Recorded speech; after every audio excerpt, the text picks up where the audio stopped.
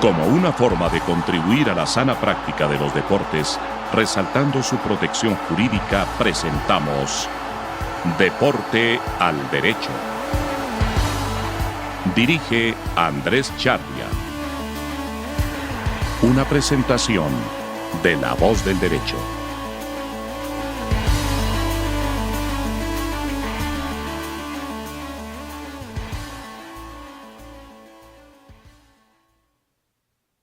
Buenos días, buenas tardes y buenas noches desde donde y cómo nos oigan.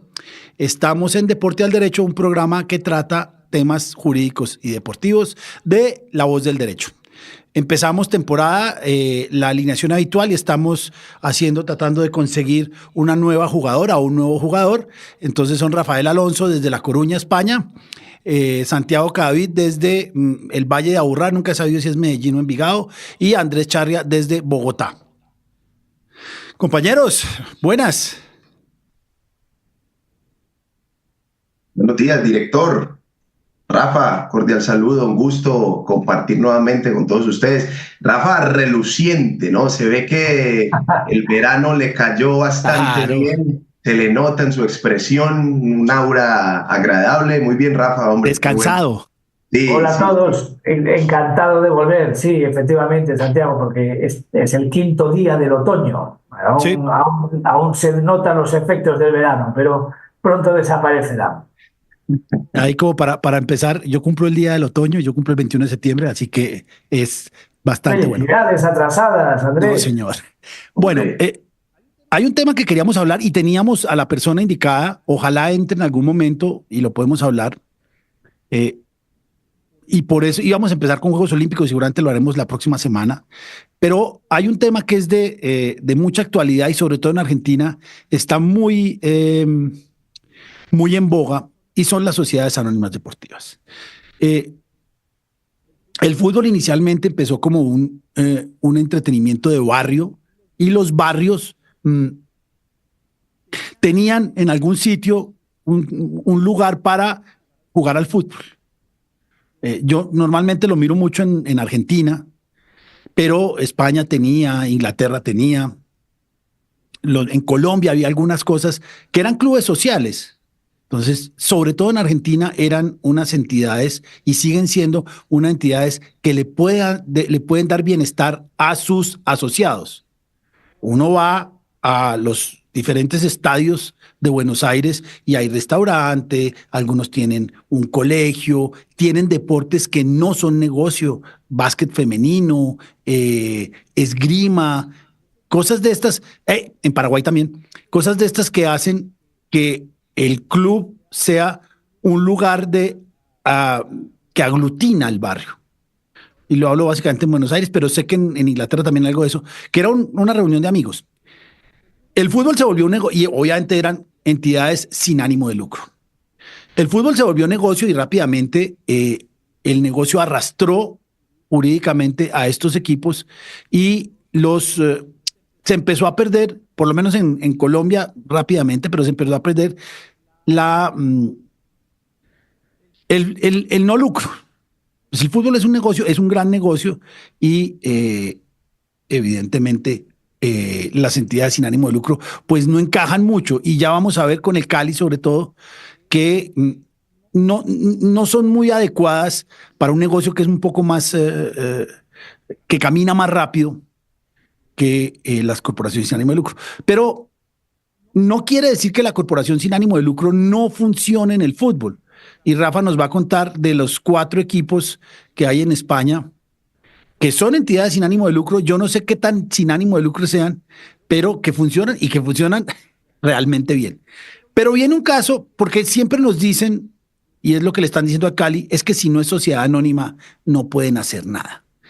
Y yo tengo un caso porque viví en Valencia un tiempo y me gusta mucho el Valencia, y es el caso de Peter Lim en Valencia, que lo compró como el Gran Salvador. Y hoy en día, al igual que el Deportivo La Coruña, que está en puestos de descenso, pero en la segunda, Valencia está mirando con algún terror, aunque solo van 4 fechas, que podría descender. Y básicamente lo que están diciendo ahora en Valencia es que el problema es que es sociedad anónima. o lo que leí yo en la prensa española. Entonces, quiero, Santiago, Rafa, y pues por supuesto yo, que hablemos, si llega Marcelo en algún momento, le damos la entrada, Luis le dará la entrada, para hablar de sociedades anónimas. Pero, pues, compañeros. Mire, Rafa, porque allá en España sí hay una regulación específica de la sociedad anónima deportiva, la SAD. Entonces creo que podemos empezar por ahí, que habrá muchas más cosas para contar. Aquí en Colombia el tema es más bien sencillo. Es sencillo, pero quiero hablar de Cali, porque me parece que es interesante. Cali. Acá solamente tenemos 2 equipos en el fútbol profesional que no son sociedades anónimas, el Cali y el Pasto. Son esos 2, para que los vayamos teniendo ahí en el radar. Vale, bueno, pues la situación en España es que hasta 1990 todos los clubes de fútbol eran asociaciones en las que los socios tenían un voto, una persona, un voto, con lo cual el que quería ser elegido presidente de ese club, pues lo que tenía que hacer era convencer a los socios. Pero por problemas financieros estructurales del fútbol español y después de un fallido plan de saneamiento que consistía en repartir dinero de las quinielas y a los clubes de fútbol, sobre todo para paliar la deuda que la gran mayoría había contraído durante la remodelación de los estadios de fútbol para el Mundial de España de 1982, pues se promulgó una ley del deporte en 1990 cuya principal novedad fue obligar a que en las competiciones profesionales que se declararon 2, fútbol y baloncesto. Lo que pasa es que en fútbol 2 divisiones, la primera y la segunda. Sería obligatorio el constituirse en sociedad anónima deportiva, pensando que con ello habría un modelo de gestión más serio y responsable y un mayor control para evitar que los clubes se volvieran a endeudar. Pero precisamente como era una medida que tenía un poco de sanción, es decir, por la mala gestión anterior y por no haber permitido que el plan de saneamiento sea eficaz, ahora como castigo os convertís en sociedades anónimas deportivas, se previó una excepción consistente en que aquellos clubes que se fijó las 4 temporadas anteriores hubieran arrojado un saldo patrimonial neto positivo en las auditorías realizadas por la Liga de Fútbol Profesional a petición del Consejo Superior de Deportes, la transformación en sociedad anónima deportiva no sería obligatoria, sino voluntaria.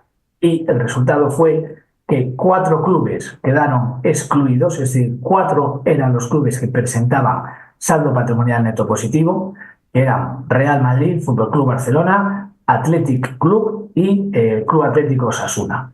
Y ninguno de ellos decidió transformarse en SAD. De vez en cuando, ahora en relación con el Barcelona, se oyen a veces rumores que si no sería interesante que se convirtiese en SAD. ¿Por qué? Porque en 1990 lo que sucedió es que la mayor parte de estos clubes tenían que conseguir la aportación de un capital social muy grande. Para que os hagáis una idea, si tú en España constituyes una sociedad anónima, sin más, de cualquier sector, se exige un capital mínimo de 60.000 euros. Pero para una sociedad anónima deportiva que vaya a participar en primera división de fútbol, es un capital social mucho mayor que se fija cada temporada por parte de una comisión del Consejo Superior de Deportes y atiende a la media de los presupuestos de gastos de los equipos participantes en esa división. Entonces estamos hablando de un capital social de millones de euros. Al final, ¿quién paga eso? Pues los aficionados, las empresas locales colaboradoras, en alguna época cada vez menos las principales administraciones públicas de la localidad, sea ayuntamiento, diputación provincial, comunidad autónoma. ¿Eso qué hizo? Que hubo una gran inyección de dinero al principio. Todo ese capital social aportado por los socios, pues sirvió para dotar de unos fondos que no tenían los clubes. Por eso, de ahí que en relación con el Barcelona, como ahora tiene una situación preocupante de deuda, pues se plantee por algunas personas y si se transforma en sociedad anónima deportiva. ¿Sería una solución a su situación? Lo importante en cualquier caso es que desde el año 2022, como el modelo fue un fracaso en el sentido de que no contribuyó a solventar los problemas financieros del fútbol español, sino que desde 1990 la gran mayoría de sociedades anónimas deportivas de fútbol acabaron yendo a concurso de acreedores porque no podían atender el pago regular de sus obligaciones. El legislador decidió suprimir esa obligación que existía para cualquier club que en el momento que ascendiese a la categoría profesional se tenía que transformar en SAD. ¿Por qué? Porque eso produjo el efecto de que esos antiguos clubes que antes estaba el poder muy repartido, un socio, un voto, a la larga favoreció, como puede suceder en cualquier sociedad mercantil, la concentración de las acciones en manos de un grupo o una empresa o una persona particular que pasaron a ser los dueños de los clubes, los accionistas mayoritarios. Y de esa manera el aficionado de a pie, que antes tenía un peso en la decisión de elegir presidente y cualquier asunto que se sometiera a la asamblea del club, ahora pasaba a ser totalmente irrelevante. Y se dieron casos de clubes que llegaban saneados desde las categorías bajas y tenían que acometer, por el hecho de ascender, o una conversión o una ampliación del capital social, porque ahora se exigía mucho más de lo que se exigía la última vez que habían estado en la competición profesional, y eso suponía un problema para esos clubes, porque decían, estamos saneados, no debemos a nadie, estamos todos contentos, las acciones están repartidas y ahora nos obligan a suscribir, pongamos, 2 millones de euros más en acciones y si no, nos descienden. Y a lo mejor quien aparece para poner esos 2 millones de euros es un grupo empresarial que no tiene ninguna relación con esta localidad y que su primera decisión puede ser, ejerciendo la mayoría de voto, llevarse el equipo a otra ciudad que sea más rentable, que tenga un estadio mayor, una población mayor y que por lo tanto sea un negocio mejor, con lo cual desde 2022 dejó de ser obligatorio y ahora ya es una opción voluntaria. Lo que ocurre es que la gran mayoría de clubes de fútbol que existen en España, salvo los de muy reciente creación, ya en algún momento entre el 90 y el 2022 estuvieron en primera o segunda división o quisieron convertirse voluntariamente por ir adelantando trabajo, y entonces ya son muy poquitos los casos de clubes que siguen funcionando como asociaciones, que como asociaciones, y ya termino, carecen de ánimo de lucro. Pero eso, que suele ser una confusión habitual en el Oriente Medio, no significa que no puedan ganar dinero. Lo único que significa es que el dinero que ganen no se puede repartir entre los socios y se tiene que destinar al cumplimiento de los fines previstos del club en sus estatutos. Entonces, Rafa, bajo ese principio, en España solo hay 4 clubes con elecciones, llamémoslas populares. En primera y segunda división. Sí, 4 y bajas hay más. De hecho, hubo un fenómeno también que se dio de que muchos de estos clubes, sociedades anónimas deportivas, que acabaron en concurso, que fueron descendiendo divisiones por causa de esta deuda, muchos de los aficionados dijeron, en vez de intentar reflotar este club, que tiene una mochila de deuda impresionante, vamos a constituir un club nuevo, con unos colores similares, un nombre similar, etcétera, y lo vamos a ir apoyando para ir ascendiendo categorías y así llegaremos con un club que no tenga deuda y que además sea de sus socios. Y a este momento se ha llamado fútbol popular, también no es una cosa exclusiva de España, también, por ejemplo, en Inglaterra pues hay un equipo alternativo al Manchester United, que ya sabéis que pertenece a una familia norteamericana. Un grupo de socios más acérrimos de Manchester United han creado un Manchester United Fan Club o algo así, que es un club totalmente democrático y en el que no hay ningún accionista mayoritario. Ya está entrando Marcelo, entonces ya tenemos, Marcelo, ¿qué tal? Voy a presentar, Marcelo B. es un habitual de este programa, también es argentino, pero queríamos hablar con Marcelo. Marcelo, ya estamos hablando de sociedades anónimas y empezamos a tocar el tema de España. Rafa nos ha dado un muy buen informe sobre las sociedades anónimas deportivas en España, sobre cómo hay 4 entidades en principio sin ánimo de lucro, pero la gran discusión, y es donde queremos que nos escuchen, es Argentina. Argentina tiene unas características que lo dije al principio de este programa, pero que lo voy a recapitular para que Marcelo entre en acción. El club de fútbol argentino es más que un equipo de fútbol. El club de fútbol es un lugar en un barrio o en una ciudad que aglutina a la ciudad, que le permite a la ciudad tener una identidad, pero que además tiene confitería, quincho, tiene algunos deportes de base que no son negocio y que yo estuve en la confitería de Racing y son todos los jubilados jugando al truco y todas estas cosas. Es realmente un lugar que le da identidad a un barrio o a una ciudad, dependiendo. Cuando uno oía a Fontana Rosa hablar de Rosario, entendía que era parte de la ciudad, pero que evidentemente no son negocio, no pueden serlo, o no es la vocación de esa agrupación ser sociedad anónima. Y así ha funcionado durante muchísimo tiempo. Ha habido siempre, yo me acuerdo cuando Macri llegó a Boca a principios de siglo, que quería convertir a Boca en sociedad anónima, pero no se pudo. Y ahora con este nuevo gobierno parece que la tentación de volverlo sociedades anónimas vuelve. Entonces, Marcelo, buenos días. ¿Y por qué no nos cuentas qué es lo que está pasando en Argentina? ¿Cómo les va? ¿Cómo les va, muchachos? Buen día para todos. Días. Bueno, a ver, el asunto acá es así. Ustedes saben que Argentina es la federación, la AFA, la Asociación de Fútbol Argentino, es la federación, te diría, estelar a nivel mundial del formato de las asociaciones civiles. Sí. Muy bien lo introducía Andrés.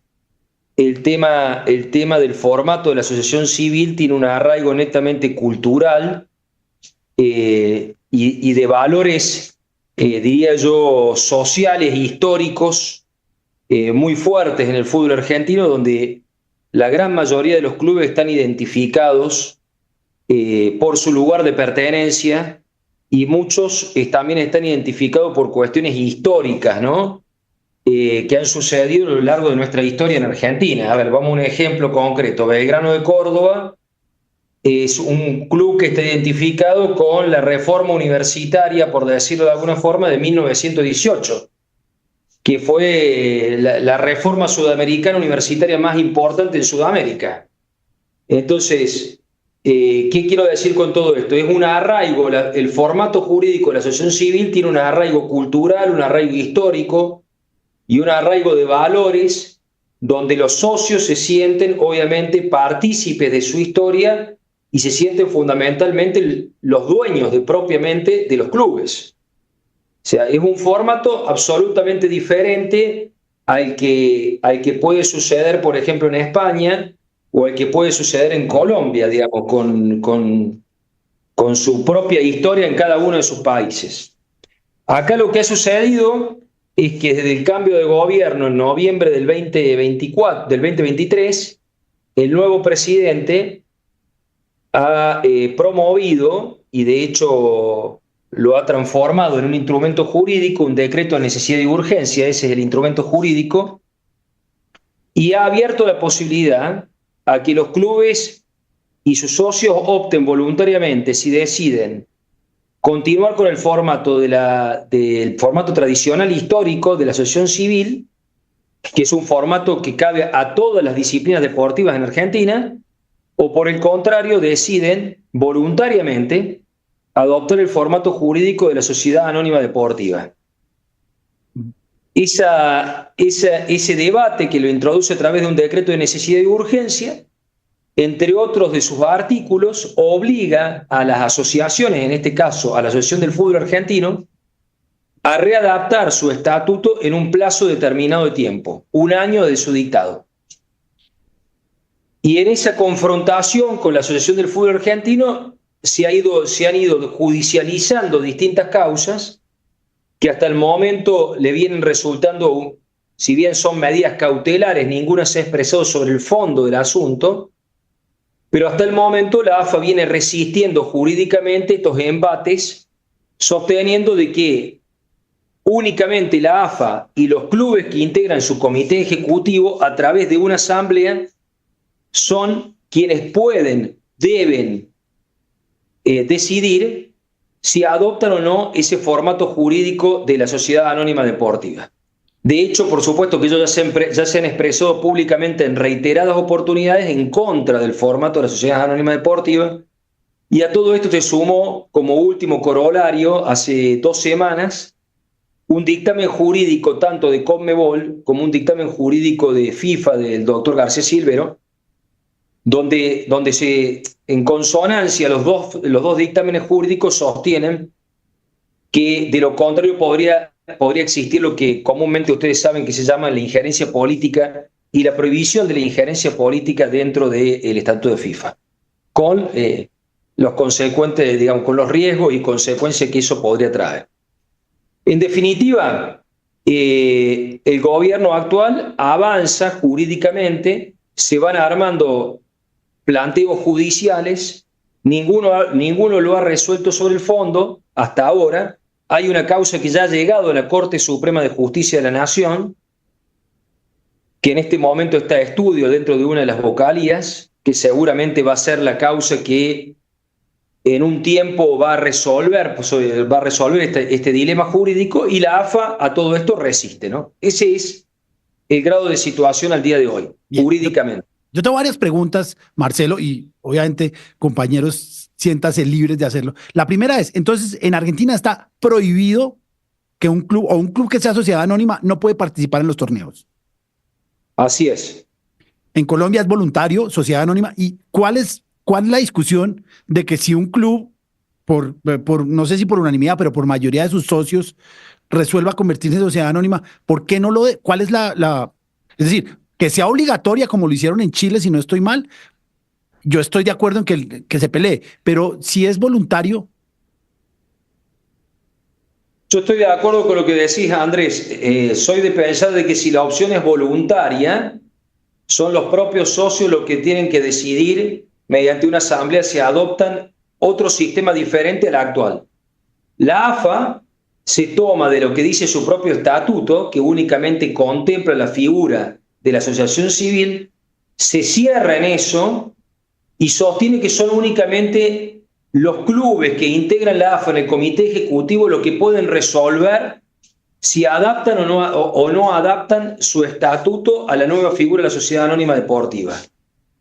En consecuencia, la AFA no piensa readaptar, a pesar de que, digamos, a ver, en la estructura jurídica una ley está por arriba, lógicamente, de un reglamento interno, pero la AFA resiste sosteniendo este argumento y sosteniendo el argumento esencialmente de que las federaciones y asociaciones son autónomas y sobre la base del principio de la autonomía de las asociaciones, federaciones, hay claramente una injerencia política.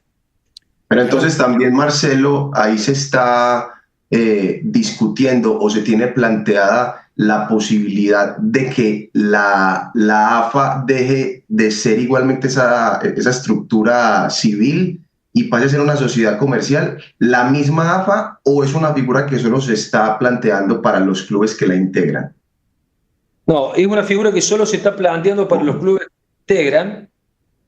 Y por supuesto que, bueno, como le vengo comentando, la AFA resiste a toda costa a modificarse.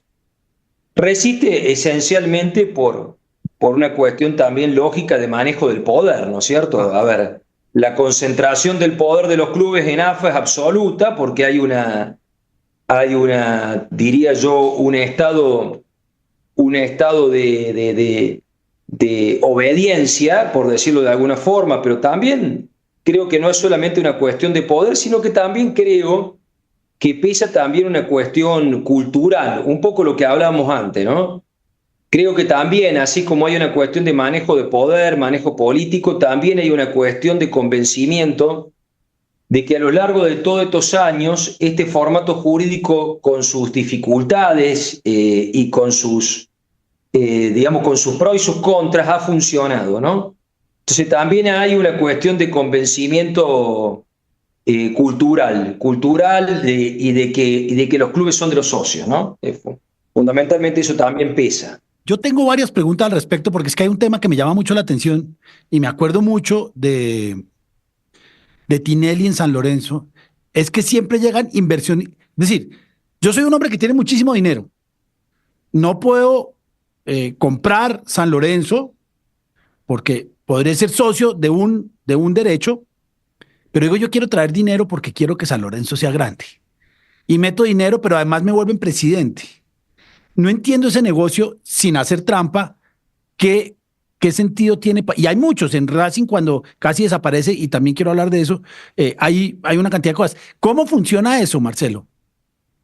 Bueno, en Argentina en el año 2000, Andrés y colegas, Julio Humberto Grondona, en el momento que bien lo marcabas vos de la decadencia de Racing de Avellaneda, Sí.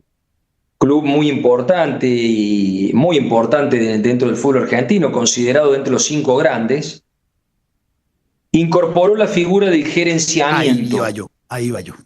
Incorporó la figura del gerenciamiento como una forma de introducir capitales privados dentro de la estructura asociativa de los clubes. De hecho, nadie puede negar que hay muchas instituciones en Argentina que se manejan con gerenciamientos encubiertos, por decirlo de alguna forma, ¿no? Cuando yo digo gerenciamientos encubiertos me refiero a representantes o intermediarios o empresarios que acercan, ponen dinero a cambio de tal o cual determinado favor para quedarse con tal o cual jugador. Y eso es permanente dentro de los últimos, te diría, 20, 30 años del fútbol argentino. ¿Pero qué es el gerenciamiento? El gerenciamiento no es ni más ni menos que la incorporación de capitales privados aprobados a través de una asamblea dentro de la estructura de la asociación civil, que le permite a ese gerenciador manejar ejecutivamente el club y poder recuperar ese dinero invertido en un plazo determinado. A cambio, obviamente, de un negocio que puede ir desde quedarse con un porcentaje de los derechos federativos o económicos de los jugadores, quedarse con un porcentaje de todos los eventos musicales o extradeportivos que se lleven a cabo en determinada institución, quedarse con un porcentaje de todos los sponsors o patrocinios que adquiere el club de acá para adelante por los próximos 10 años, por ejemplo, etcétera, etcétera, etcétera. Esa es una forma de la introducción de capitales privados en el fútbol argentino. Hay otros ejemplos que no se han hecho a través del gerenciamiento deportivo, sino que se han hecho a través de otras figuras en Argentina, como por ejemplo la creación de un fondo fiduciario. El fondo Ceneice. Existe en nuestro Código Civil y Comercial de la Nación la figura del contrato de agrupamiento, que es en definitiva una persona física o jurídica se agrupa, no es socio, pero se agrupa a cambio de aportar dinero o bienes materiales, en un plazo determinado. Obviamente que ese contrato de agrupamiento o contrato de agrupación requiere de una nueva conformación directiva. Es como si dentro de una asociación civil se conformara otra asociación civil más pequeña para el manejo y la administración del fútbol, por ejemplo. O sea, son distintos formatos jurídicos que permiten, de alguna otra forma, inyectar capital privado. De hecho, en este momento, les comento, seguramente se han enterado, quizás no, Estudiantes de La Plata, a través de un empresario que estuvo en su momento, creo que si yo me lo recuerdo, en el Chelsea, Gillette, de apellido, Gillette, como la Presto Barba, Gillette se ha acercado a Estudiantes de La Plata a través de un grupo de gente que estuvo muy ligada a la AFA hasta hace poco, que tenía los derechos en AFA esta gente tenía los derechos para los partidos internacionales de AFA. Lo desplazaron las propias autoridades de AFA, lo desplazaron. Bueno, en definitiva, ese grupo acerca a este empresario multimillonario Gillette y está próximo a hacer una muy fuerte inversión en Estudiantes de La Plata, no solamente en cuanto al plantel profesional, sino fundamentalmente la infraestructura del club, que de hecho Estudiantes de La Plata es uno de los clubes que mejor infraestructura tiene en el fútbol argentino. Pero se habla de una inversión de 100 millones de euros. Madre. Entonces, en definitiva, ese es el cuadro de situación. Rafa, Santiago. Bueno, esto último me resulta muy interesante porque, claro, por un lado veo similitudes, es decir, en el gerenciamiento entiendo que el presidente, la junta directiva, no ha perdido el poder que le han dotado democráticamente los socios, sino que lo que hace es contratar la gestión ejecutiva del club, en este caso con una empresa que pone sus propios fondos a cambio de intentar obtener una ganancia. Bueno, salvando las instancias, vamos a suponer que en un club normal deciden contratar laboralmente a un alto ejecutivo para dirigir como director general de ese club. Y ese alto ejecutivo puede pactar en su contrato que él va a tener una retribución fija, pequeña, y una retribución variable a éxito de su gestión. Y que, por ejemplo, se va a llevar también una comisión en los nuevos patrocinios que consiga para el club, o una comisión en las plusvalías que obtenga adquiriendo jugadores a bajo precio o formándolos en la cantera y vendiéndolos a otros clubes. Lo veríamos algo más normal, porque en vez de estar empeñando una empresa sus fondos, pues es una persona, un alto ejecutivo que está empeñando su propio tiempo personal. Yo veo similitudes por ahí, lo veo normal. Pero por otro lado, también le veo similitudes con los fondos de inversión que FIFA prohibió. Recordemos, eran fondos de inversión en los cuales los partícipes de ese fondo invertían en adquirir los derechos de futbolistas, ofrecérselos a clubes que pudieran servir de escaparate y de esa manera conseguir una futura transferencia con una importante plusvalía y generar dividendos para el fondo de inversión. Y eso se prohibió por parte de FIFA. Bueno, pues aquí a mí me parece que este tipo de empresas funcionan de una forma parecida, solo que en lugar de invertir en futbolistas que ofrecen a los clubes, invierten en dirigir clubes y obtener una rentabilidad fruto de esa gestión. Entonces, me resulta chocante que pues FIFA, por ejemplo, no tenga nada que decir al gerenciamiento de clubes y sí al gerenciamiento, entre comillas, de jugadores. Y luego quería dejar una pregunta en el aire para Marcelo, que no sé si lo hemos perdido momentáneamente o... No, estoy, Rafa. Estoy sin cámara, pero estoy. Perdimos la imagen, pero sigues ahí. Decías que este cambio legislativo que se había hecho a través de un decreto, o sea, un decreto legislativo por extraordinaria y urgente necesidad. Entiendo que eso es una norma que igual sale del gobierno, del Poder Ejecutivo, y que no ha pasado por el Parlamento, precisamente porque existe esa extraordinaria y urgente necesidad. Y quería preguntarte cuál es la urgencia que se ha justificado en este caso. Y si no es una forma encubierta, en tu opinión, de eludir que un tema tan controvertido pues haya pasado por el Parlamento, que desconozco si, al igual que en España, este tipo de decretos urgentes tienen el mismo rango que una ley, pero precisamente por esa urgencia emanan del gobierno, del Poder Ejecutivo y no del Parlamento. Bueno, es muy buena la observación que haces, porque de hecho yo les comentaba que ya hay 3-4 causas que se encuentran judicializadas, ¿no? Y entre una de las medidas cautelares, que todavía es una medida cautelar que no se ha expresado sobre el fondo, justamente que salió favorable a la posición de AFA, por la cual se solicitó, la inconstitucionalidad de algunos de los artículos de este decreto de necesidad y urgencia, más conocido comúnmente como DNU en Argentina. El DNU es una herramienta constitucional que se introdujo con una reforma que se está cumpliendo en este momento 30 años en Argentina.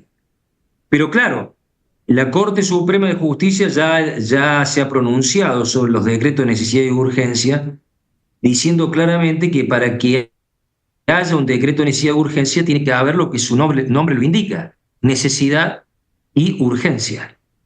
Y en consecuencia, una de las posiciones jurídicas de AFA es que justamente este DNU que modifica a la vez la ley del deporte, que es la ley madre en Argentina, como existe en cada país, como existe en España, en Colombia, en cada país, e introduce las sociedades anónimas deportivas, no cumple justamente con la necesidad ni con la urgencia. Y yo creo, desde lo personal, que es un gran talón de Aquiles que tiene este decreto de necesidad y urgencia. Porque la propia Corte Suprema de Justicia de la Nación, cuando vaya a analizar esa acción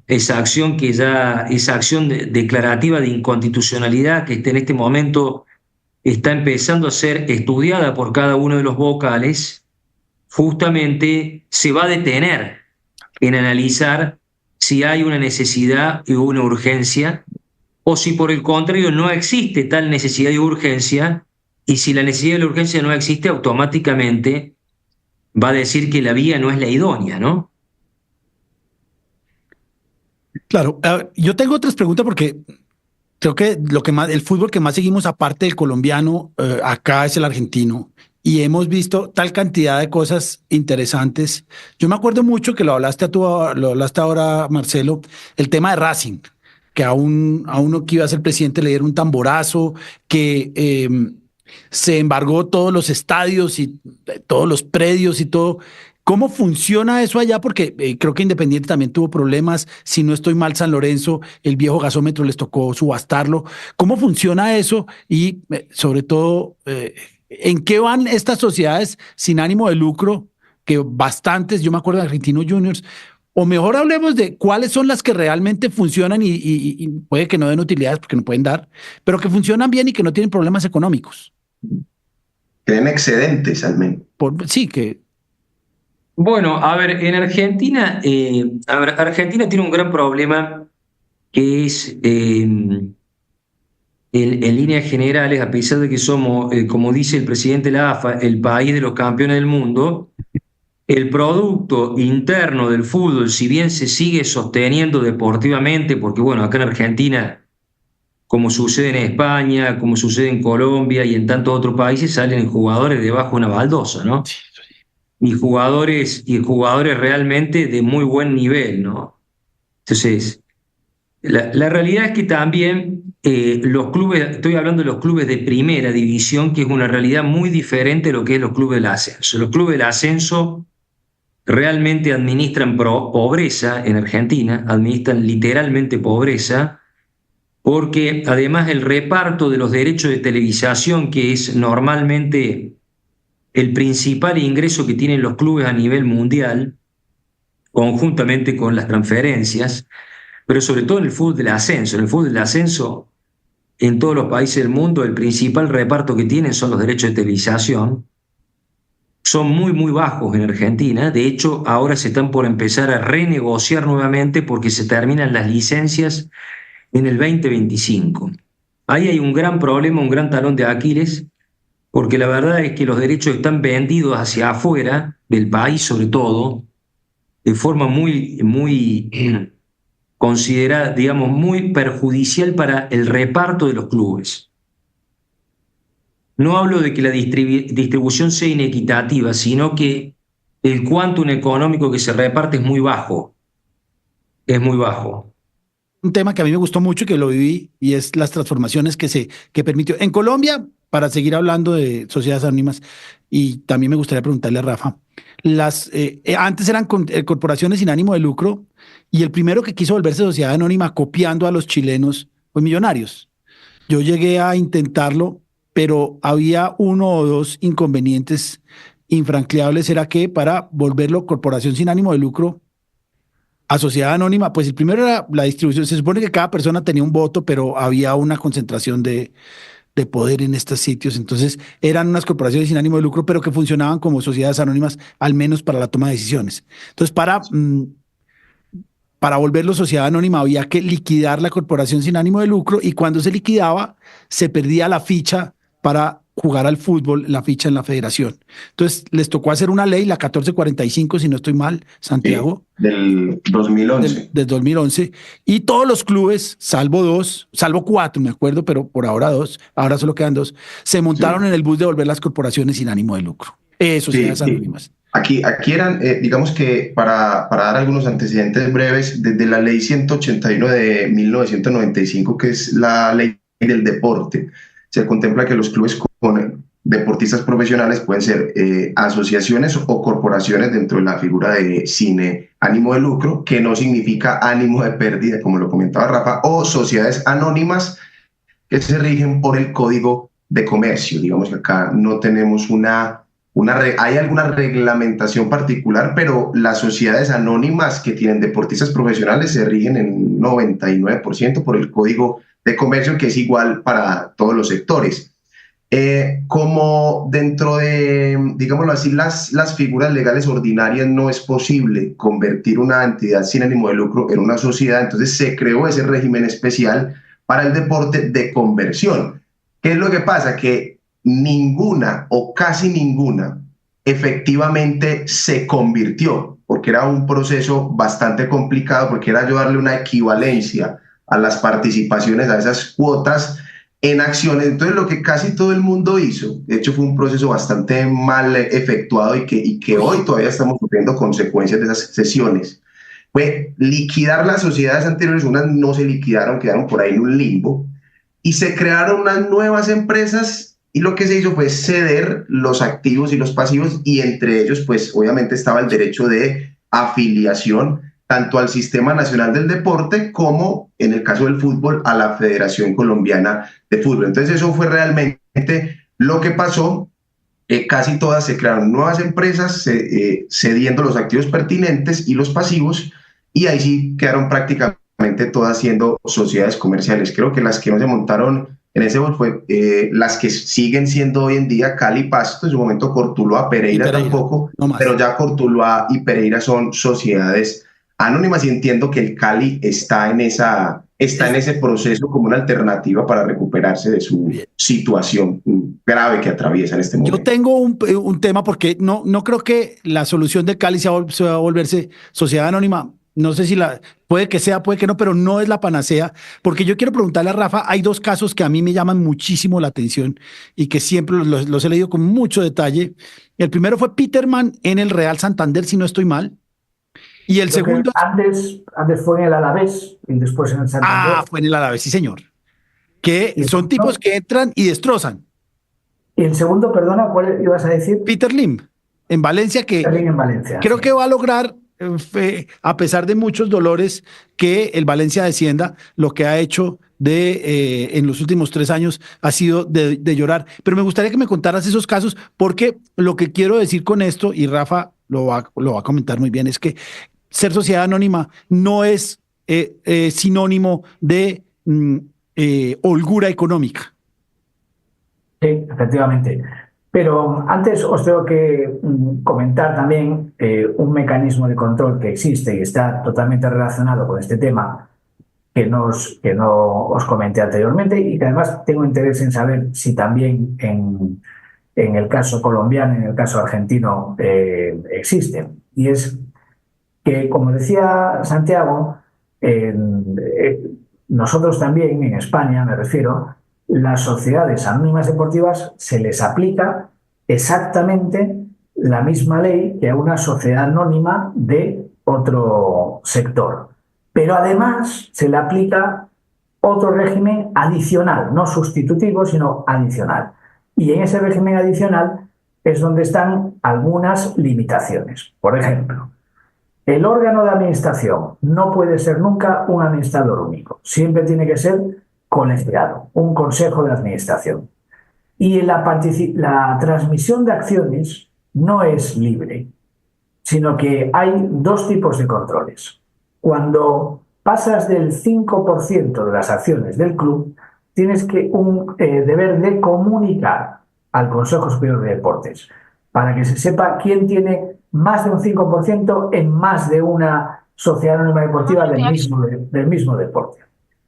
Y cuando quieres adquirir más del 25% de acciones de una sola sociedad anónima deportiva, no puedes hacerlo hasta que no obtengas una autorización por parte del Consejo Superior de Deportes, que tiene que contestarte en un plazo máximo de 3 meses, y si no te contesta, entonces se entiende que está concedida la autorización.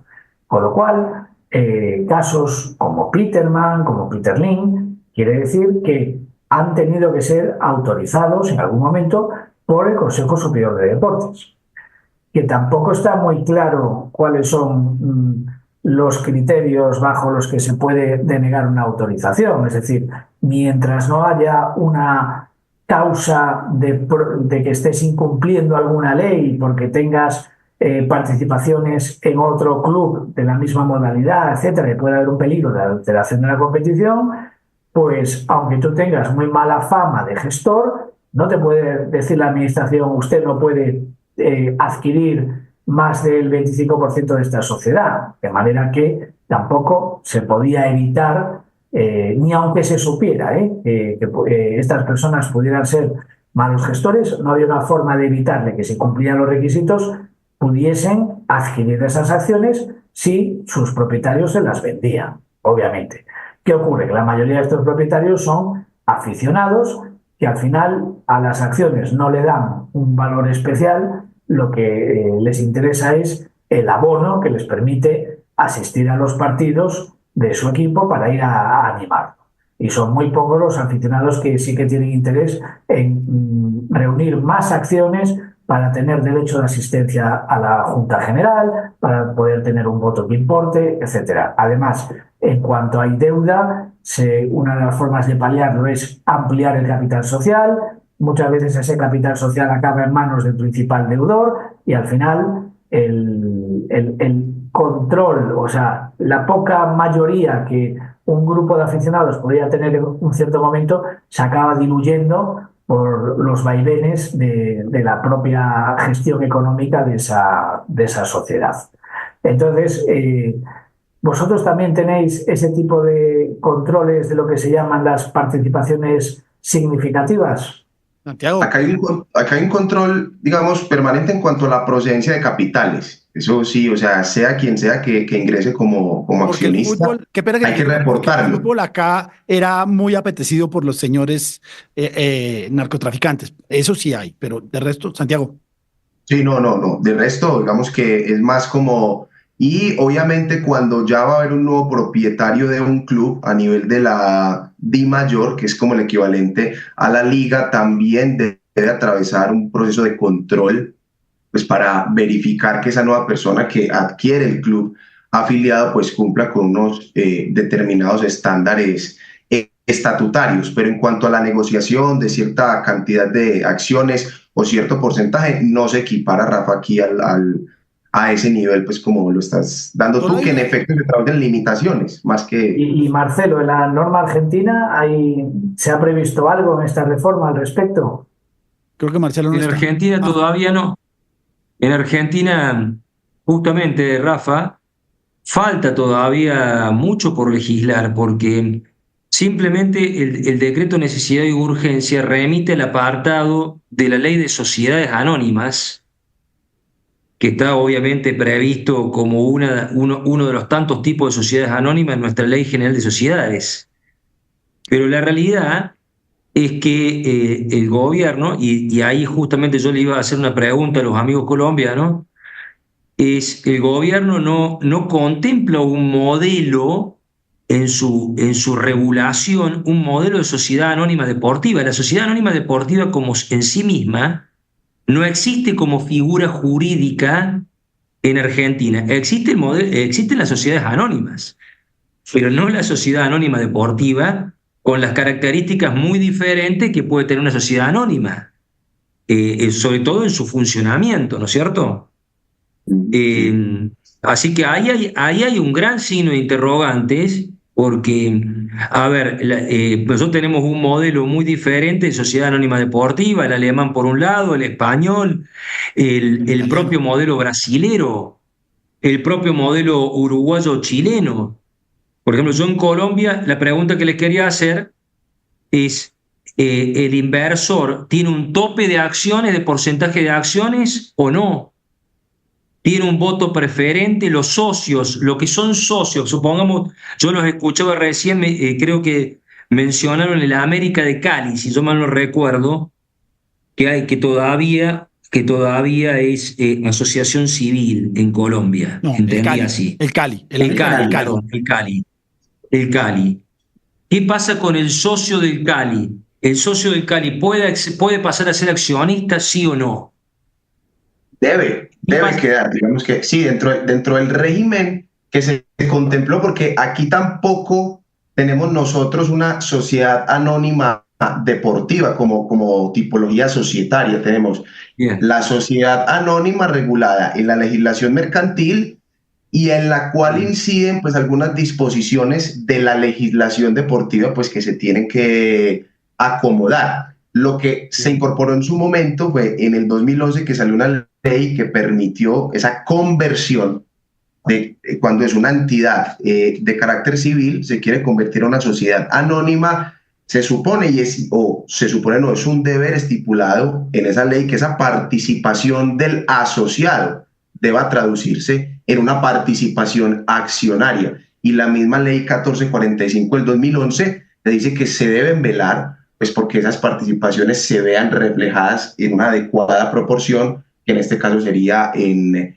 acción. Entonces, si un equipo como el Cali quisiera convertirse, que a ellas ver si se utilizaría esa figura, yo desconozco completamente qué es lo que se esté pensando allá, o si hacen lo que es crear una nueva y más bien ceder activos. Ya ahí sería pues otra historia. Solo hay una restricción, Santiago me corregirá, pero creo que las sociedades anónimas para equipos de fútbol deben tener una cantidad de digamos que accionistas minoritarios. Creo que se puede tener hasta el 95%, lo puede tener una sola persona y el otro 5% creo que están los hinchas. Creo que hay algo así, no me acuerdo.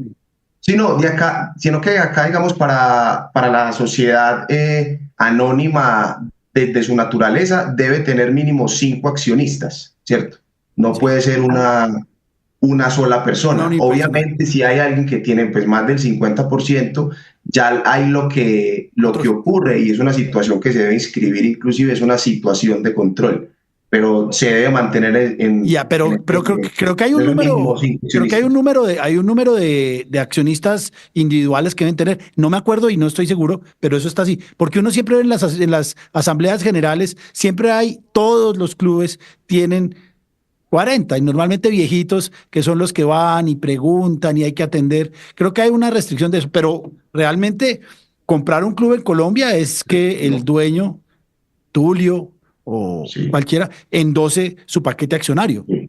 Bueno. Pues por lo menos en el club que yo estoy no hay una participación obligatoria de un determinado sector, no. Supongo que hay personas de esos antiguos asociados que de pronto por alguna vía hoy son accionistas y demás, pero no. Que sea una obligación en cuanto a la composición accionaria de un determinado origen, que un grupo de interés deba estar representado, no, pues al menos de la experiencia mía con los equipos que he trabajado, ¿no? En España no tiene que haber esa representación en el accionariado, pero sí dentro del Consejo de Administración. Esto es una novedad de la ley que tenemos, la actual del deporte, que lleva menos de 2 años en vigor, y que uno de los consejeros de ese Consejo Colegiado de Administración que os comentaba tiene que ser independiente y representar a los aficionados del equipo. Es una obligación nueva que ha impuesto la ley que no existía hasta este momento. Pero salvo esas pequeñas matizaciones que os he explicado, en el resto a las sociedades anónimas deportivas se les aplica la misma legislación que las sociedades anónimas y eso produce distorsiones. Por ejemplo, yo recuerdo hace unos años se modificó la ley de sociedades general para establecer que cuando una sociedad pretendía transmitir un activo esencial de la misma, considerando como activo esencial de la misma aquel que tenía un valor del 25% o más del capital de la sociedad, que en ese caso no era una operación que pudiera decidir el órgano de administración, el Consejo de Administración, sino que tenía que pasar por la Junta General de Accionistas. Y eso, trasladado a una sociedad anónima deportiva, implicaba que si un club tenía la oportunidad de hacer el traspaso multimillonario de su gran figura, y ese traspaso tenía un precio de al menos el 25% del capital social de la sociedad anónima deportiva, en ese momento la decisión no la podía tomar en solitario el Consejo de Administración, sino que tendría que pasar por la Junta General de Accionistas, en la que podían estar pues muchos de esos antiguos aficionados con pequeñas participaciones. Que yo sepa, no se ha dado ningún caso, pero sobre el papel podría suceder. La posibilidad. Sí, claro. Marcelo, ¿qué viene para Argentina? Porque yo creo que nosotros ya lo tenemos incluso interiorizado, que son sociedades anónimas más que corporaciones sin ánimo de lucro. Pero ¿qué viene para Argentina y qué se ha visto en los alrededor? Es decir, Paraguay, Uruguay, Chile, ¿qué viene para Argentina? Bueno, Andrés, es una buena pregunta que todavía obviamente no tenemos una respuesta clara. Sí, lo que creo, a ver, escuchándolos a ustedes, que la verdad que enriquece, es que acá hay una cuestión del modelo de gestión más allá de los formatos jurídicos, ¿no? Porque ningún formato jurídico te va a garantizar el éxito deportivo, eso está muy claro. Ese es el primer gran concepto, ¿no? Ningún formato jurídico te asegura el éxito deportivo y ningún formato jurídico te asegura una administración de los recursos correcta o eficiente. Acá en Argentina hay formatos, hay clubes con asociaciones bajo el formato de la asociación civil que realmente funcionan muy, pero muy bien. Llámese Talleres, Vélez, Estudiantes de La Plata, River, bueno, muchos clubes de primera división, ¿no? Como les decía, lo del fútbol del ascenso es una realidad totalmente diferente porque administran pobreza, lisa y llanamente, que creo que es el costado que más tienta, por decirlo de alguna forma, en este nuevo debate de la estructura de la sociedad anónima deportiva. Lo que sí creo es que este es un debate jurídico que va a ser muy largo, que lo va a resolver la Corte Suprema de Justicia de la Nación. Vaya a saber cuándo, Andrés, vaya a saber cuándo. Y sí, lo que estoy convencido es que para la introducción de capitales privados no hace falta cambiar el formato. O sea, se pueden introducir capitales privados, más allá de que por supuesto serán más tentador o menos tentador para unos u otros, bajo la figura que hemos estado hablando y que le permita justamente a esos clubes fundamentalmente invertir en una mayor infraestructura, que yo diría que es el punto quizás o el talón de Aquiles que la gran mayoría de las instituciones deportivas en Argentina adolece. Digamos, si hay algo en que invertir en Argentina, en capital, es en infraestructura.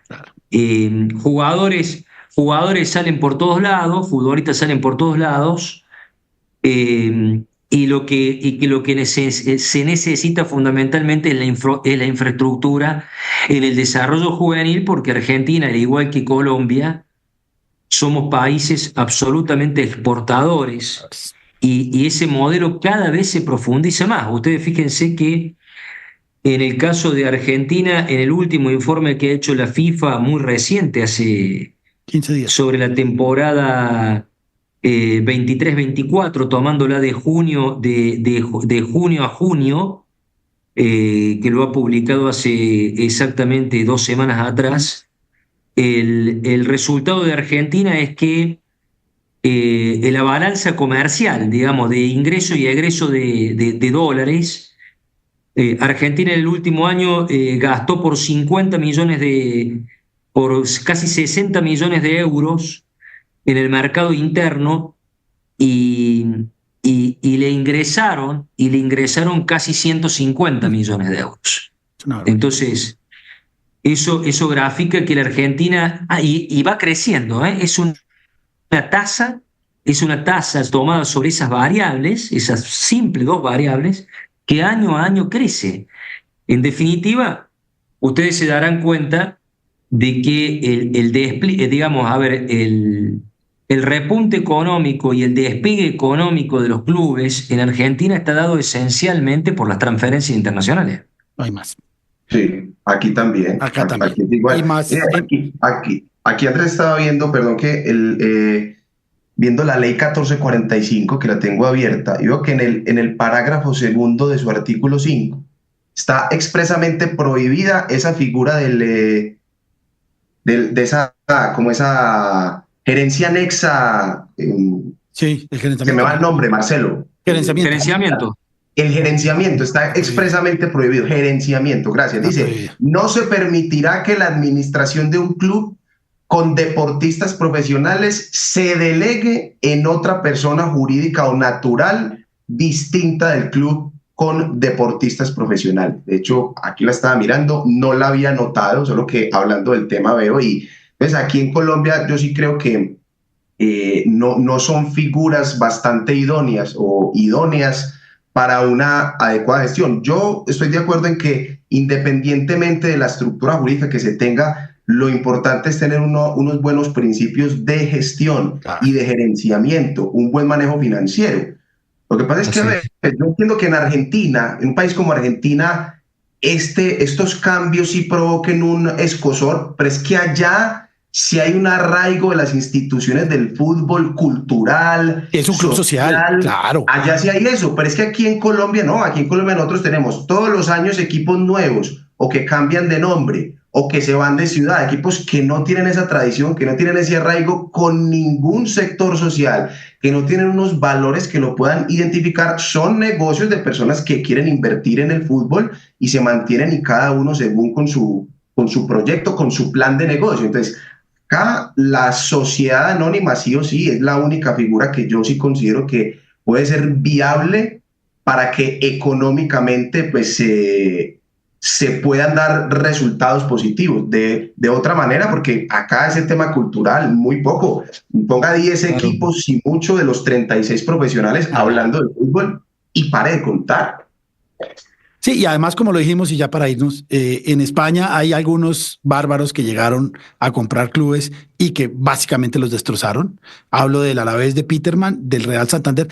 ¿Dónde está el Santander, Rafa? ¿Ese club se desapareció? No, está en la segunda división.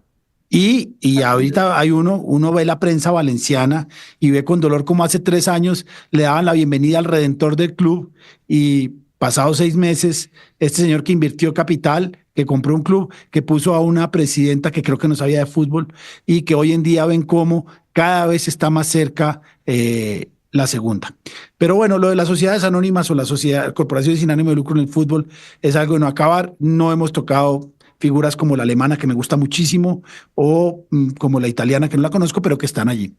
Colegas. Yo creo que, perdón, antes del epílogo, el tiempo de sociedad anónima deportiva obligatoria en España, que fue del 1990 a 2022, y ahora ya se ha acabado la obligación, es algo voluntario.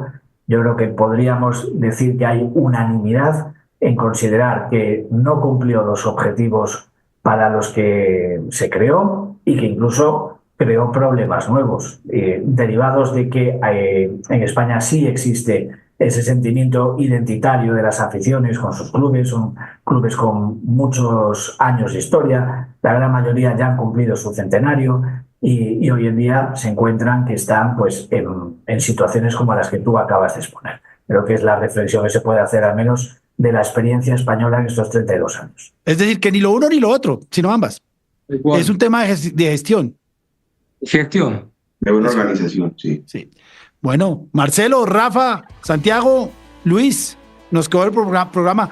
Marcelo, siempre que quieras venir eres bienvenido. Tenemos un horario que te lo traspasaré por el interno, como decimos, pero sería maravilloso que nos acompañaras. Un abrazo a todos, buena tarde y nos vemos. Gracias a todos, un gran abrazo, un abrazo enorme.